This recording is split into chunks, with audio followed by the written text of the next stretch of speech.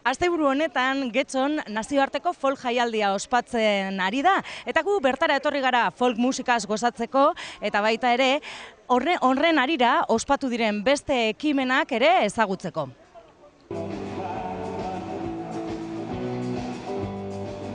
Getxostarrak dagoeneko musikaz asko jakin behar duzu, ez? Folk, jazz, blues... Getxostarrek badakite asko, ez nik. Nei bakarrik antolatu egiten dut folk jaialdia eta horrekin nahikoa daukat. Ez nahi nuen esan, azkenean eskaintza ederra dagoela, ez? Badago, bai. Kulturaldetik gainera bakarrik Getxoko kulturaretokoek ez dugu bakarrik guk antolatzen, badaude elkarte asko, bai. 16. nazioarteko jaialdia da aurtengoa, uda bukaeran, baina azkenengo urtetan bai eduki ditu aldaketa txiki batzuk, ez, jaialdiak? Bueno, txikiak ez dira, ez dakit izango diren. Alde batetik datak, aldatu egin dugu astea, hasieran edo joan den urtean izan zen irailaren lehenengo astean, eta orduan hori bai dela aldaketa bat. Ez dakit zer eta nola hartuko duten publikoa, baina, bueno, espero dugu ondo. Eta gainera ez bakarrik hori. Ikusten duzu gero bitartean, hemendik bueltak ibiltzen zarenean, klaro, umeaik hasi egin dira klaseak, eta orduan jazten zara pentsatzen, bueno, datorren urtean egiten badugu, asteburu honetan orduan antolatuko dute umeentzako zer, eta orduan ez dakiz zer... Badago folk musika umei heltzeko modurik ere, ez? Bai, gainera beti izan da helburu bat,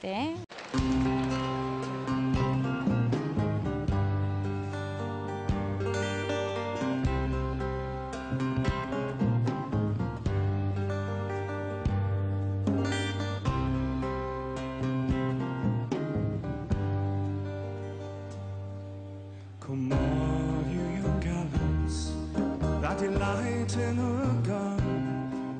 Beware of your shooting, the setting of the sun.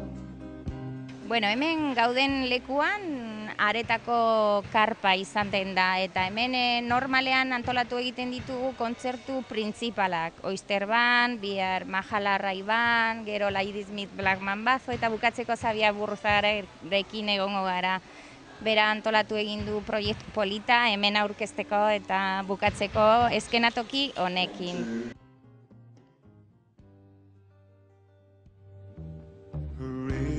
Flew around her. I took her as a swan, and I shot my own darling at the setting of the sun.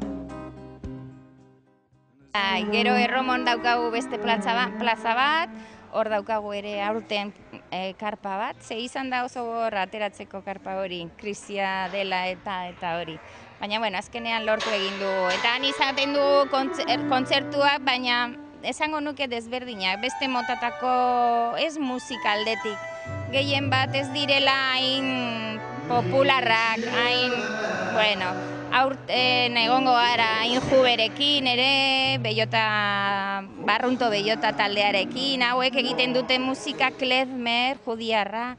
Eta nik uste oso polita izango dela. Aber, aurten lehenengo kontzertua izanez, pues ez dakiz gertatu den, ezta? Bueno, tira, folk musika oso zabala izan daitekelako, ez? Etiketa horren atzean musika asko daudelako, ez? Bueno, niri ustez bai. Esan behar da, folk jaialdia aspaldian igual izaten zen, benetazko folk edo de raiz benetazkoa, ezta? Baina gero pizkanaka zabaldu egin dira munduan, eta orduan Getxo folk jaialdian ere sartu egin genuen halako musika ere. Gainera musikarien artean ere nahasketa egiten dute. Ikusiko dugu beti eta normala izan, nire ustez, klaro, nire ustez oso normala dela nahasketa egitea. Ez musikaldetik bakarrik, gero zure taldean bertan ekartzea musiko, pues ez dakit nondik, Sevilla, adibidez, La Selva del Sur, egongo direnak, Sevillan andaluziarrak dira, ezta?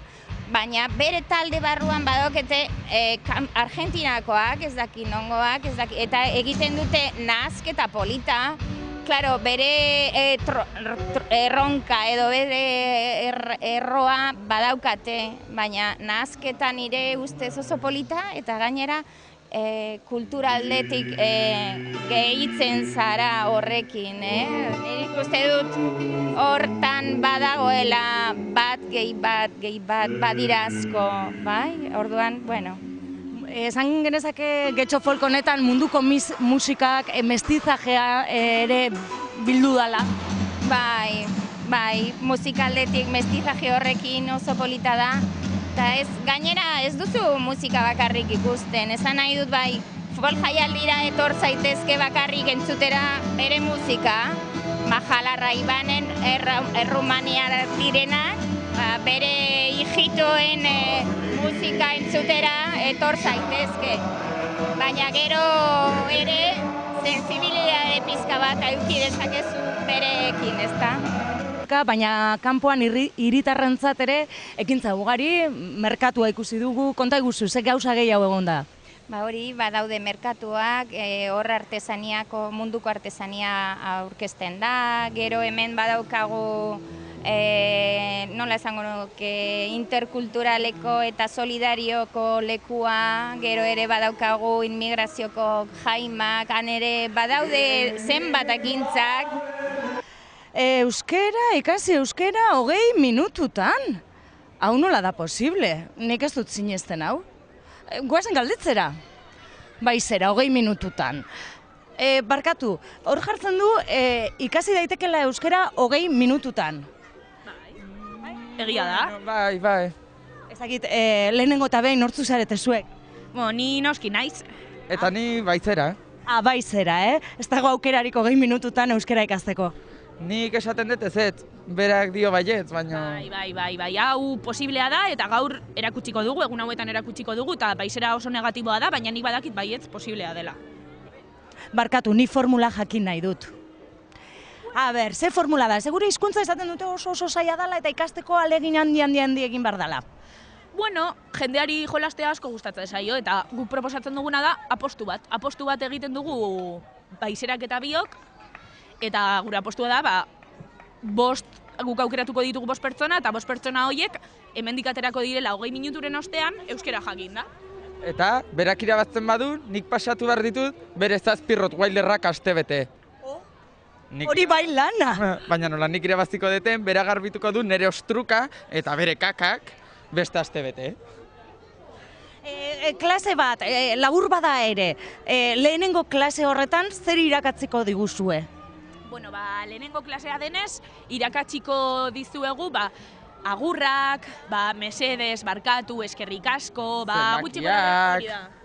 Egunerokotasunean olan pixkat, taxi bat hartzean edo, lo que sea, jakin behar diren hitz batzuk edo esaera batzuk. Eta gero beti beharrezkoa dena, pixka bat, norbait euskeraz etortzen denean, eta ez badio zulertzen, nola lagundu edo kasu horretan. Lehenengo komunikazioa esaten dana, ez? Hori da.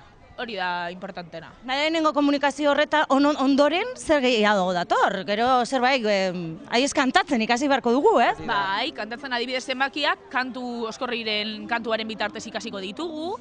Ze kantu da hori? Zenbakiena, baina ez de kantatuko zen mikrofono hau egingo da. Baizera! Noski! Noski, nola da kantu hori? 1, 2, 3, 4, 5, 6, 7, 8, 9, 10, 11, 12, 12, horrela ikasiko dugu, ez? Tira, ekimen hau nola ez izan, konta iguzue? Bueno, orain dela 3 urte, Getxoko Euskara Teknikariak prestatu zuen horrelako ekitaldi bat, baina ezen antzerkia, zen klaseak, baina ez zuen gehiegi funtzionatzen, eta orduan hitz egin zuen Xabi Paiarekin, eta Xabik idatzi zituen 2 antzerki, eta iaz egin genituen hemen, gaurkoa eta biharkoa dela musikala, eta emaitza onak izan genituen, eta aurten fusioa, antzerkia, eta gero 20 minutuko klasea, ea zer ateratzen den. Baina klase horretan irakasle aukiko dugu, Euskaltegitik datorren irakaslerik jatorrena eta majoena, Katxo, Ekaitz Larrazabal, eta beraien eskutziko ditugu gero gure lagunak. Bueno, tira, zikeran ez bada ikasi hizkuntza hurbildu, ez? Bai, hori da, bai, pixka bat, hombre, batzuk galdetzen dute, ai, en 20 minutos me voy a sacar el ega, eta, bueno, argi dago eset, ega ez. Beste zeo zer, baina hori, denda batean sartzeko, gutxieneko gauzak eta holan, eta hori bai, la frase más importante. Zein da? Barkatu, ez dakit euskaraz. Hori irakasten diegu, bada espada. Baina beti horrela, esan. Una sonrisa profident. Noski eta baizera eskerrik asko, eta animo, lan asko uki duzu eta. Eskerrik asko. Eskerrik asko. 16. edizioa, eta ja, prestatzen 17. Prestatzen ez. Buruan. Buruan beti. Buruan beti. Benetan esaten dizuna, ikusten duzu, depende ze datan ikusten duzu giroa desberdina eta orduan hasten zara ja pentsatzen. Bueno, eta hau, zergaitik ez dugu aldatzen, edo. Bai, baina bueno. Eskerrik asko, Marta. Zuei, benetan, eskerrik asko.